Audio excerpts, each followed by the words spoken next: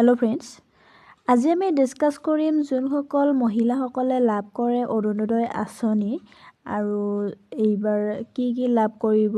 অৰুণোদয় আঁচনি যদি আপোনালোকৰ তাত আছে তেতিয়াহ'লে আপোনালোকে বহুতো এইবাৰ ৰেহাই লাভ কৰিব পাৰিব।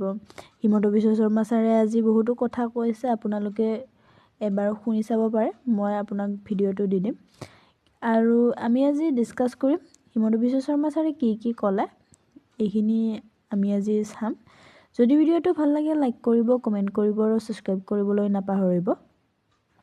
যোনসকল হিতাধিকাৰী আছে অৰুণোদয় আঁচনি, যোনসকল মহিলাই লাভ কৰে অৰুণোদয় আঁচনি, তেখেতসকলে এইবাৰ গেছ কিনিলে তাতেও ৰেহাই পাব।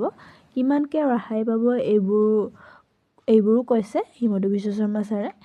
কোৱা হৈছে যে এইবাৰ যদি আপোনালোকে গেছ কিনে তেতিয়াহ'লে আপোনালোকে 250 পৰা 300 টকালৈকে ৰেহাই পাব পাৰে।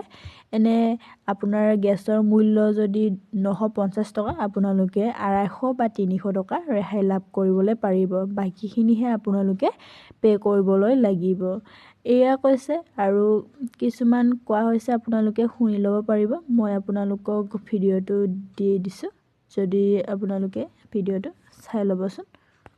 প্ৰত্যেক অৰুণোদয় পৰিয়ালক গেছৰ এটা চিলিণ্ডাৰ কিনিলে আমি 250 পৰা 300 টকা ৰেহাই দিওঁ।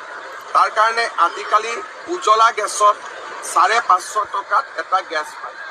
যদি চৰকাৰে 250 টকা দিয়ে, গেছটো 300 টকাতে পাব।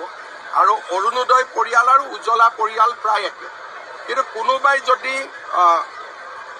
নন ছাবচিডাইজ গেছটো কিনি আছে 950 টকা, তেতিয়াহ'লে তেওঁলোকৰ গেছৰ দাম 600 টকা।